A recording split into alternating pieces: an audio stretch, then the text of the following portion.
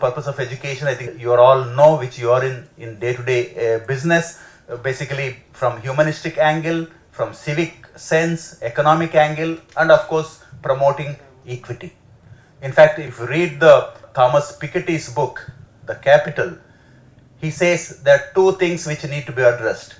One is climate change, and then provide access to the good education. There are two elements which can transform any country. As long as we don't attempt that, we will be struggling with these problems. So the equity is an important. According to my assessment, these may be some of the elements which I am looking at. The present generations, which I think contextually, if I say that the engineering students who are coming out, I think they are having these characteristics. Social skills are weak, and especially after the smartphone, after this Facebook and whatever it may be, I call it zombie of smartphone users. Zombies, they have nothing this side or that side, they keep walking, they have no connect with any surroundings. So like that, they are moving with these smartphones. I used to travel airlines. Earlier, maybe I think 5-10 years back, I used to establish very easy communication with my neighboring passenger. But nowadays it is becoming very difficult because he is glued to this or whatever the film or whatever it may be. Very difficult. Even if I start talking to the neighbor passenger with very abrupt answers, and then communication breaks. I think lack of that skill of establishing communication with a new person is a major socially relevant activity which we have to attempt. I think that's where exactly you must be facing difficulty when you go to the villages, cluster of villages as part of UBA to enter into the community. That's where I think we try to address over a 4-day program in NIRDPR and what all the different techniques, different ways of making that entry into the community. And of course, that is not overnight phenomenon. It takes a lot of time. I think Mr. Kothari has mentioned, like, we have to establish the trust, and then once they start believing it, then they will not leave you. You will be their mentor. You will be their hand-holding help in the village for the community or for the households. Limited excellence in their technical skills, of course, the employability, all those issues have been mentioned. Ability to reimage themselves is also weak. And I think if we take a baby who is taking a birth today and then imagine what are going to be the skill requirements he or she becomes, let us say 20-25 years old, I think we are at last to understand the way the disruptive technologies, either AI or machine learning, is going to bring in, or biotechnology which is going to bring in. We don't know. But are we able to equip our students, our younger generations, to change, to realign to that changing situation?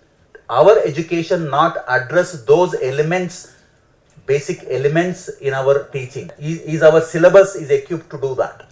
I think these are some of the questions which we have to ask, and accordingly we can realign our whole approach. Trivializing their life, the magnificent life possibilities are not realized. If you see the suicidal rate or road accidents because of the lack of that focus, and of course low empathy and scarce emotional intelligence. These are all some of the features which we'll see in the present generation. It may be engineering, it may be art, science, it may be any other field. So whether our education is going to address these issues so that they can become productive and useful, effective citizens in the future years to come. In terms of value of education is very important. I consider the phases of personality building happens right from conception itself. The first 1,000 days, you must have heard the golden 1,000 days of a child, from conception to 1,000th day. And 80% of the cognitive ability gets developed during that 1,000 days. But unfortunately, in India, about 45% of our children are stunted, malnourished, or maybe, I think, wasted. There are different terms of this nutrition. So what are we expecting from these stunted or wasted children once they grow up? They are always at disadvantage. So I think effort will not be enough if we only look at the higher education. The effort has to go back from the pre-childhood and then childhood, the schooling, college, and ongoing and continued learning of whatever the ask agenda, attitude, skills, and knowledge agenda. And in this, who are all the actors? The actors are, of course, the teachers, all of you. I have great respect for the teachers community, whatever, who have guided, who have taken care of our education and learning. So major important actors is teacher, of course students, society, and of course industry in terms of engineering education. There's a one famous saying, trying to educate a person mentally without educating morally is bringing menace into the society. That's what I think we are seeing. Maybe the case of Disha in Hyderabad, or maybe case of other NIRDPR in Delhi. I think this is the element which is cutting across such incidents, such distortions, such aberrations which are happening. I think if I share my thinking on how, let us say, my personality has been weaved, made.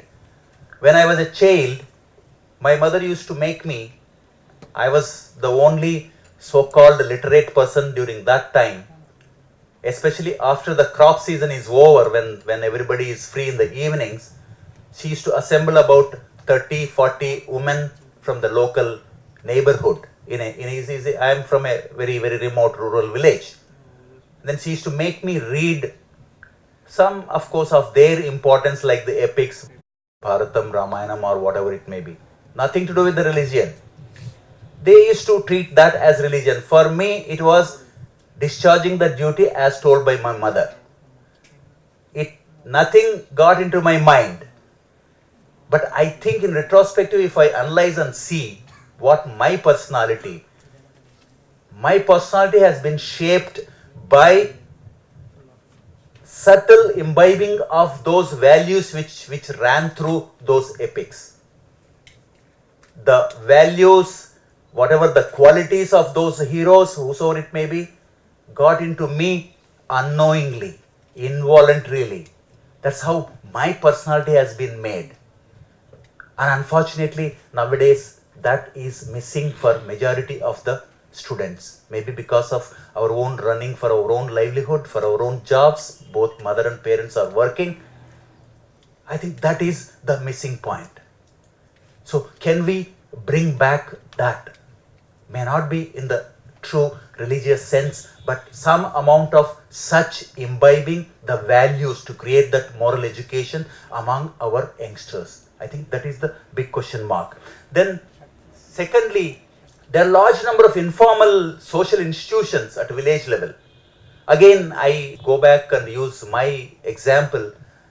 During summer months, all village households, we were about 200 families in that village. Every household used to contribute 1 or 2 persons from every household used to go to a particular place, used to repair a small dam which used to irrigate the fields of that village, about 200 acres of land. A nala was going, a brushwood dam was there. It used to be repaired, and it used to happen every year. The village never used to wait for an engineer, never used to give an application for collector or executive engineer with a request that you please come and repair. Shramadan. People used to assemble, meet, go and work, and then repair that, and then start using the irrigation for their fields. That is a very socially strong institution, an informal institution that existed. But unfortunately, such institutions are vanishing very fast. Can we help our youth to go and look at these institutions and try to recreate some of these institutions? When your youngsters, your students are going to these villages, ask them to look at such institutions which are available. The elders, if you ask, they will definitely tell these stories. Can they create such informal institutions? That is the strength, social strength of our rural ecosystem, which we are missing, we are slowly losing over the years to come. Just a few examples. Again, my assessment of the engineers which you produce, I keep noticing every time I see, and I feel that I think majority of our problems are because of the engineers. There is a road, let us say in a village, road sides fall steep about 1.5 feet. That road, it has risen over the years, but the engineer who is supervising that laying of that road doesn't have that social sensitivity that this type of road is likely to create problem for the aged people, for the children who may fall and break. There are large number of instances where there are fractures, fall, and then the health problems, and the family gets into poverty spiral.